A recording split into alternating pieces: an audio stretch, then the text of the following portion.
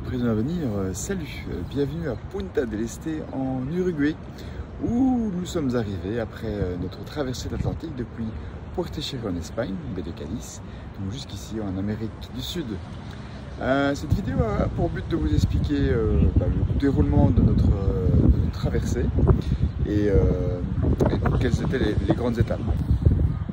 Alors, tout a commencé à Puerto Cherry, dans la baie de Cadiz, où nous avons eu un départ de régate, en fait, qui était vraiment un superbe moment, voir les 11 bateaux essayer de se placer correctement pour la ligne d'arrivée, et pour la ligne de départ, et d'essayer de vraiment pousser les autres à la faute. C'était vraiment un très très chouette moment. On s'en est bien sorti, hein, vu qu'on est sorti on est rentré dans la course, en fait, plutôt, en première ou deuxième position, après une très belle manœuvre. Donc ça démarrait pas mal. Tout de suite après ce départ de Puerto Cherry, on a eu le premier gros choix tactique à faire. Donc le skipper Ineke l'a fait et a fait ce choix. Et le premier choix, c'était de dire: est-ce que l'on va vers le scoring gate? Donc l'explication d'abord de la scoring gate. Donc la scoring gate, si vous avez vu la vidéo précédente où nous n'avons pas concouru pour l'avoir, ça vous dit quelque chose, mais sinon un bref résumé, donc c'est assez simple. Ça vous donne des points de bonification. Donc le premier qui arrive dans la scoring gate a 3 points, le deuxième 2 points et le troisième 1 point, et puis les autres n'ont pas 2 points. Ce sont donc des points qui s'ajoutent à votre position finale. Donc nous avons pris la décision, le skipper après décision, que ça valait la peine de tenter le coup pour la porte de scoring. Et là on peut voir sur les différentes images que nous avons pris, je dirais une fois de plus, une orientation complètement différente des autres, de manière assez intelligente, je pense, vraiment. On a décidé de passer à l'ouest des Canaries, alors que les vents étaient probablement meilleurs près des côtes africaines, et on avait le passage au niveau des îles Canaries. Et donc vous pouvez voir que les autres concurrents n'ont pas fait ce choix-là. Ce choix a été motivé par 2 raisons. Premièrement, on a un logiciel de routage qui s'appelle Time Zero sur le bateau, et les différents scénarios ne donnaient pas de grosses différences. Surtout que les prévisions météo ne sont pas non plus d'une exactitude folle. Et donc voilà, les différentes options à l'ouest des îles Canaries, à travers les îles Canaries ou à l'est des îles Canaries, ne donnaient pas de gros différentiels. Par contre, en termes de simplification, c'était complètement autre chose. On avait la possibilité, nous, en passant à l'ouest des Canaries, de faire un seul empannage. Les autres en avaient beaucoup à faire, certains en ont fait même plus de dizaines. Mais ça s'est très bien passé, donc on est effectivement passé premier au scoring gate. Alors, très juste, hein. Les autres se sont... PSP qui est arrivé deuxième, et Punta del Este, donc le bateau Punta del Este Yacht Club, lui est arrivé troisième, avec des écarts extrêmement ténus.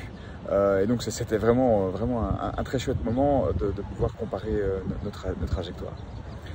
Malheureusement, durant ces différents trajets-là, il y a eu quelques blessés sur d'autres bateaux, et donc il y a eu des évacuations sanitaires après sur le Cap-Vert. Une évacuation sanitaire qui était rendue nécessaire par une blessure à l'œil suite à si j'ai bien compris, à une écoute de SPIC qui aurait tapé dans l'œil, donc l'écoute de SPIC qui n'était pas active. Et la deuxième évacuation sanitaire, c'était quelqu'un qui avait des douleurs abdominales assez importantes. À savoir que quand vous avez une évacuation comme ça, médicale, vous n'avez pas de temps à récupérer par rapport à la course. Vous êtes toujours dans la course.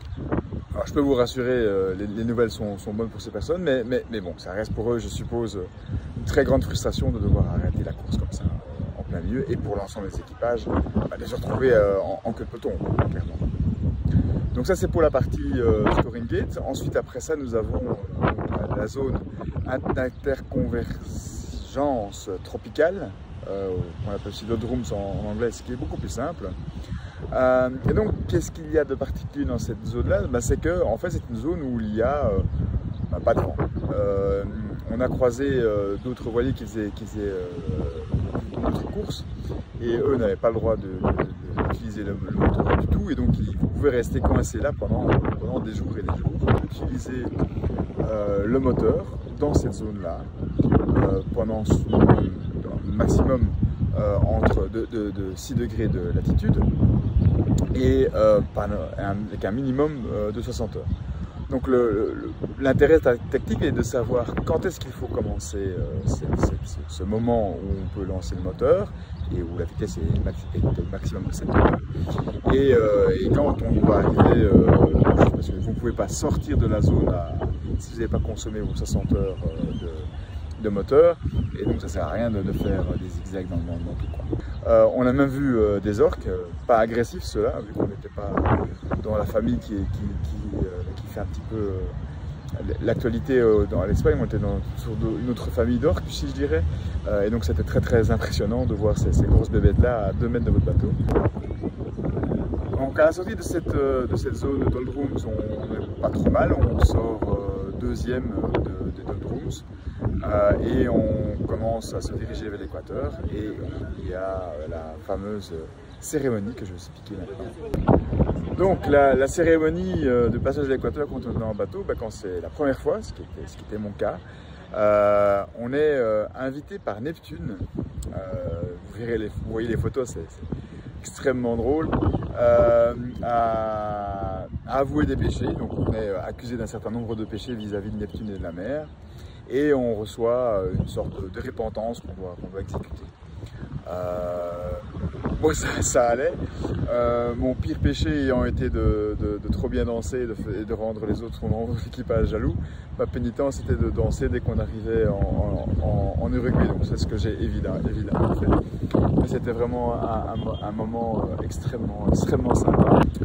Ensuite, après avoir passé l'équateur, la prochaine étape qu'on avait sur le trajet, c'était l'Ocean Sprint. Donc là, on était plutôt du côté déjà vers l'ouest, le maximum de l'ouest. Donc on n'était pas loin des côtes du Brésil. C'est un immense pays. À l'heure où je tourne cette vidéo, je n'ai pas les résultats. Que le vent que nous avions n'était pas exceptionnel.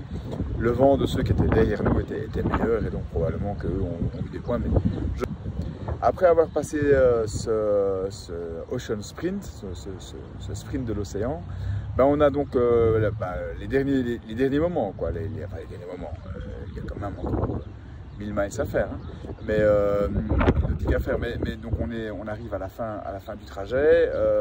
On se dirige tout doucement vers Punta del Este, et franchement c'est pour moi la partie la plus moralement, psychologiquement la plus compliquée. On a eu, vous avez déjà la fatigue de tout ce que vous avez accumulé jusque là, hein, ce qui est quand même pas rien, et vous avez